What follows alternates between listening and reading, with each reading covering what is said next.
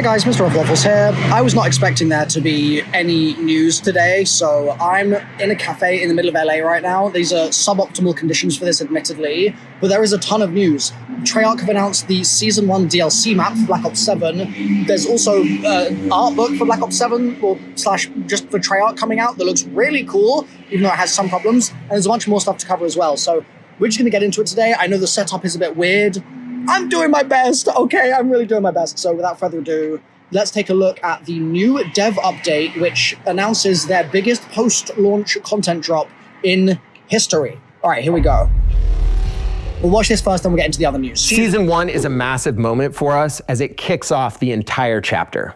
From launch through the end of Season 1, we'll have 7 6v6 maps. Okay. We'll have 3 new zombie maps, a bunch of new weapons, gear, gadgets. Sort of 3 maps. The biggest season we have ever done in franchise history. One of them is a survival map.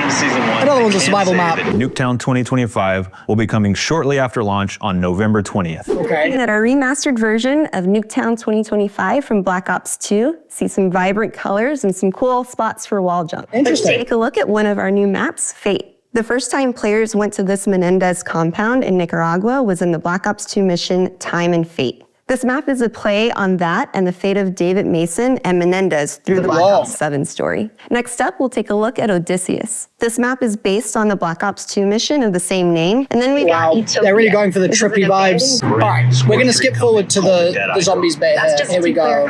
We have a lot Bring out the Drewmeister. We have 3 maps that are going to be coming in he is. Season 1. Right off the bat, we're starting with Survival XO115, which is one Okay, survival map first. Interesting. of the dam that are kind of the furthest out. We're also going to be featuring a brand new round-based map, which is out of this world. It's one of the coolest maps I think we've ever made. Wow. And then at the mid-season, we're going to be bringing another survival. That's all he's giving us? Is based on the Cosmodrome location from Ashes of the Dam. Okay. And another location that's harder to reach in Ashes of the Dam that I think is going to be a really fun, tight survival space. Featured this giant rocket ship that's Okay, so it's Dino So in Season 1, Ascension. bringing in all of the seasonal field upgrades and ammo mods that were featured in Black Ops 6 Zombies. Didn't we already know this? And Mr. Peaks and Frostblast will all be coming, and you'll be able to earn an additional major and minor augment for all of them. Okay, I think that's like old news. Unlock a second slot. So a lot more things to kind of discover and experiment with. Okay. So in Season 1, we're going to be bringing multiple holiday limited time modes to zombies. They're both going to be featured in the new map location that I can't disclose yet. There's also going to be other limited time modes that come out later in the season. Okay. But we'll have more details on those. No corporate tie-ins, biggest please. content Plan in Call of Duty history to the live seasons of Black Ops 7. Okay.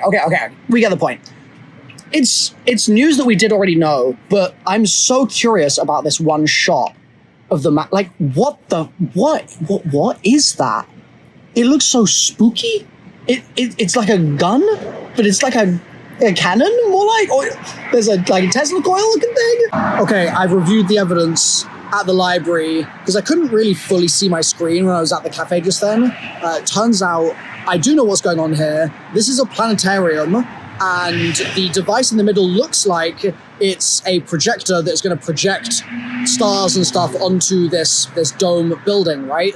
Now, I'm assuming the Tesla coil is going to make it so that rather than just being a projection, maybe this is some kind of like funky etherified version which actually creates like a portal up there, maybe? That's just a guess. But also, I saw this from Klesh, and I'll also put the tweet on screen that I saw first, saying that actually this might not just be the space station map, like we're sort of maybe initially assuming, but it could still be the New York map that is teased, because we know there's going to be the volcano map, we know that there's going to be New York, we know there's going to be the space station, we know there's going to be Vietnam, etc.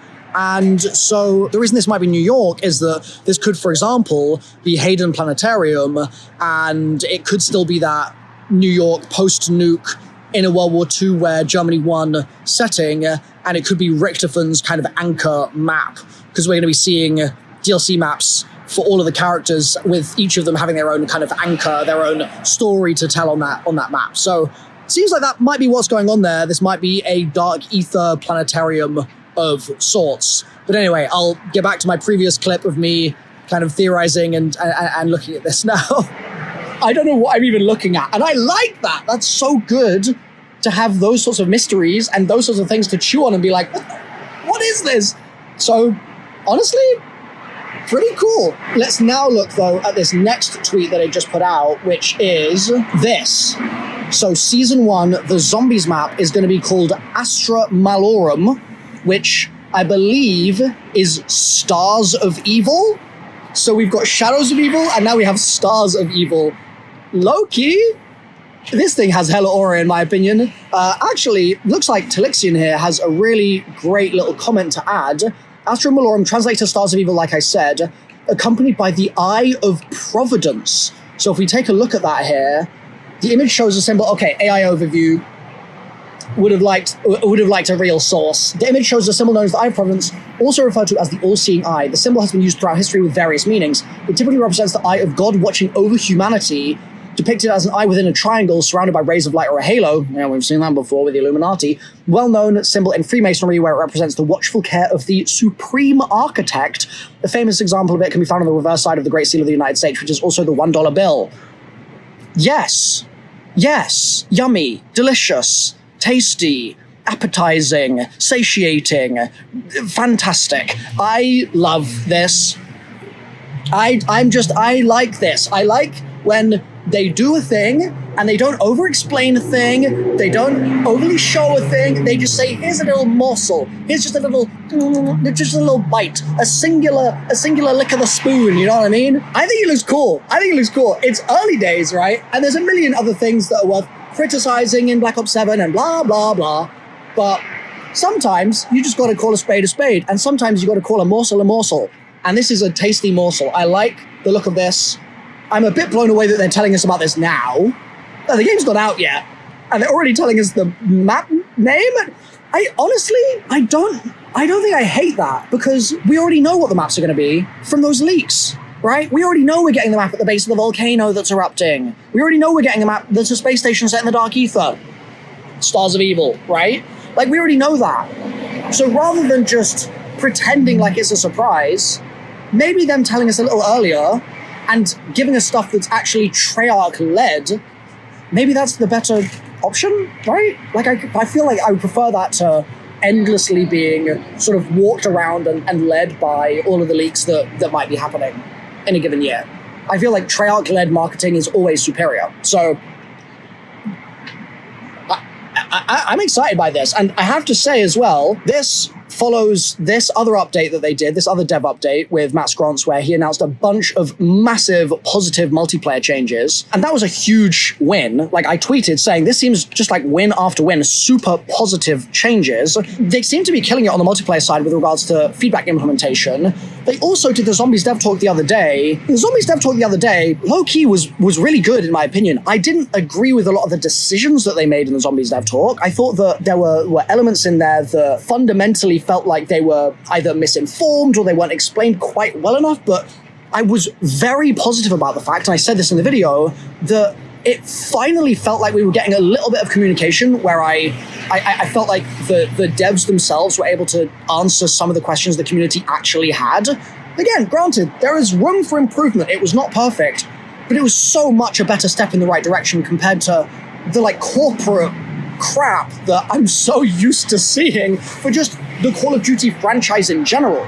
So honestly, I think these dev talks should keep going, first of all. And second of all, it was win after win, both on the multiplayer front for this individual video, but also just generally, I'm liking the last week of comments that we've had from Treyarch. Pretty good. I will say pretty good. And that's something that I like to have an excuse to say. You know what I mean? Like, I don't want to be sitting here every day going, yeah, it's a bit meh. It's a bit naff. It's a 4 out of 10. It's a 5. I want to be smiling. You know what I mean? And so far, this past week, let's put a smile on my face. So good job, Treyarch. It's not over there, though, because there's also this now, right? So the Art of Treyarch hardcover book is up for pre-order on Amazon, and there's good and there's bad here, okay? The good is this thing looks awesome. It looks like concept art that we've never seen before. We really have not had enough of this over the years. Like, there's just not been enough opportunity to actually dig into a lot of the amazing work that those artists are doing. And part of the frustration for me as well is that I've seen a little bit more of this art than you guys have, because at Treyarch, when I was there, for example, in 2016 or 2017, before I got blacklisted, there was a little bit of art on the walls that has never been shown publicly, and it was in areas of the studio that we were not allowed to record. So I've seen little slithers, just bits and pieces over the years that are there, and they're wonderful. It's awesome stuff, but it's behind closed doors. And I would much rather that stuff be public, and I'd much rather that stuff be something that we can nerd out about together. And this is going to be an opportunity to do that. So once the book is out, I will 100% be buying the book. Very excited for it. However, there is a typo on the front cover. And it's just a bit ironic, right?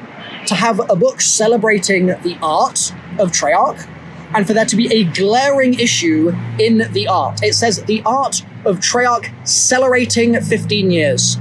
It's not just like a prototype that Treyarch have tweeted that's internal. It's on Amazon with the type. Like, what are we doing? So I'm very excited about the art book. I wish that we had this 10 years ago. The fact that we're getting it now, it's still good. Like, I'm happy. So that is very positive. Now, I've got one or two other bits and pieces of news for you. On your screen right now, you can see a pie. Yep. These are actually some pies that I made the other day. I've been cooking a lot this week, kind of just sort of biding my time before Black Ops 7 launch. And so I thought, yeah, you know what? I'll make some pies. And they turned out pretty well. I was pretty happy with that. This is a chicken pot pie, my first time making a chicken pot pie. But I did not stop there. I then made a carbonara, which was a slightly different recipe to one that I would normally make back in the UK. That was pretty good as well, but I didn't stop there. I was like, I'm going to challenge myself. So I got this chuck roast and I turned it into this beef stroganoff. And I'm curious, because I've done some cooking streams recently, are there any particular meals that you guys feel like would be fun for us to do together on a cooking stream sometime? It's just like a nice variation for me, for my content. Like, it is a welcome break from video game focus 24/7 to just mix it up with some other bits and pieces.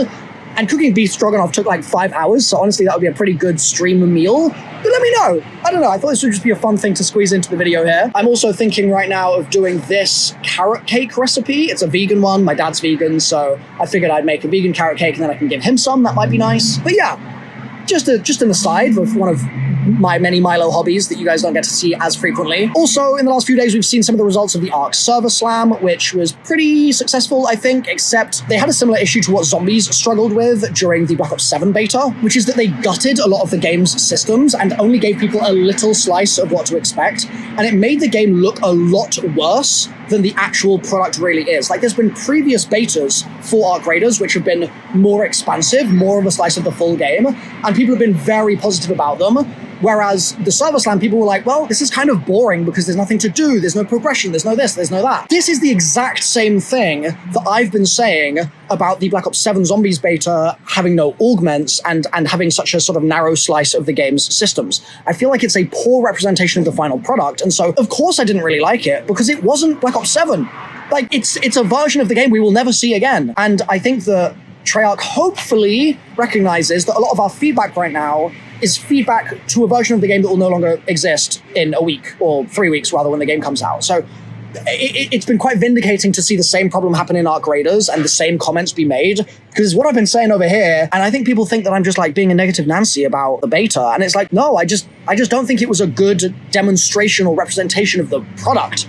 And I hope Treyarch recognizes that. There's also been some cool like fan art stuff that I've seen floating around for Arc Raiders. This I thought was especially good. Arc Raiders should add an enemy robot that disguises itself as a tumbleweed. This is such a sick idea. Like, it looks terrifying. A little tumbleweed rolls past and then it grabs your face. Like, I just think that's awesome. So big ups Refy. I thought that was a really cool shout. And then in some not so great news, this is a classic example of how not to do a Layoffs press release. Jesus Christ. This is one of the worst ways I've ever seen this worded. I think Ubisoft, you guys should be ashamed of this. I'm going to read it to you now. It's the most AI corporate crap I've ever seen. So, as part of our ongoing evolution and long-term planning, we've recently realigned our teams and resources to strengthen our roadmap, ensuring our continued focus on the Division franchise and the technologies, including Snowdrop and Ubisoft Connect, that power our games.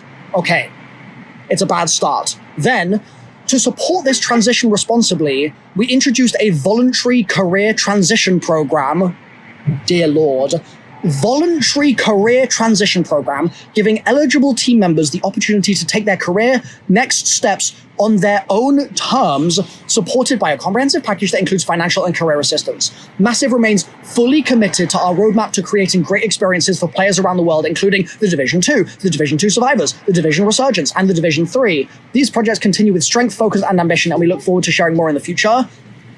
Disgusting. Absolutely vile.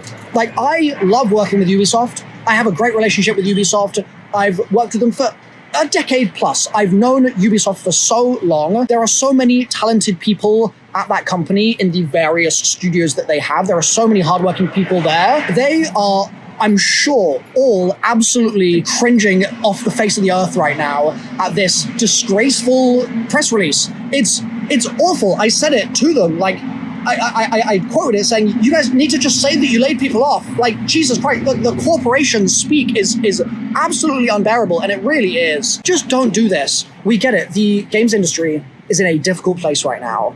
There are layoffs happening all over the place, and it's affecting every single studio pretty much. It's a very, very difficult time. Within that, we do not need to be adding this tainted layer of frustration about the fact that it looks like ChatGPT is writing your layoff press release to make you guys look good. Like, trying to say it's a voluntary career transition program is just abject. I hate it. I hate it so much. Don't do this. Right? It's not just Activision that I want to make sure we hold accountable when things aren't going in a positive pro-consumer direction. It's the whole industry, right? It doesn't just stop at the one company that makes the game that we tend to focus on this channel. Ubisoft, you've got to do better. You just have to do better. And final story of the day is that the Battlefield 6 launch weekend sales beat Black Ops 6's launch weekend sales in Europe across physical and digital sales, but not accounting for Game Pass. This is pretty impressive. Like, I think that the Battlefield community should really feel some surprise, actually, about this. I think this is an unbelievable statistic. I don't know what Game Pass makes up for here, and like I've said in other videos, I'm not expecting Battlefield to actually surpass Call of Duty player numbers basically ever. Like, unless Call of Duty really, really just messes up, I just don't see it happening. But the fact that they're even on a close to level playing field here is very, very promising for the state of the whole industry. This competition is the reason, I think, why Treyarch, why they're doing things like this as well, these dev updates where they're implementing all of these community feedback points. It's a really good look for the space to see Battlefield thriving in this way. So we should all be happy about this, just as much as we should all be happy about the potential and hopeful success of Black Ops 7. The industry is better for it if all the games that are releasing are all awesome, right? So fingers crossed that the positivity that we've seen this week is implemented by Treyarch in the full game, and the post-launch support is better than it was for Black Ops 6. Fingers crossed these promises come true. Fingers crossed that the hope that we have right now actually evolves into tangible stuff that we can play. We're obviously going to have to keep our expectations in check, and I do a lot of that on this channel, but I also want to have some opportunities like today where I can be a little bit more smiley about things, because I am seeing positivity, and that is worth calling out when it happens. So thank you for watching. Thumbs up, Treyarch. Keep it up. I'll see you guys next time. Bye for now.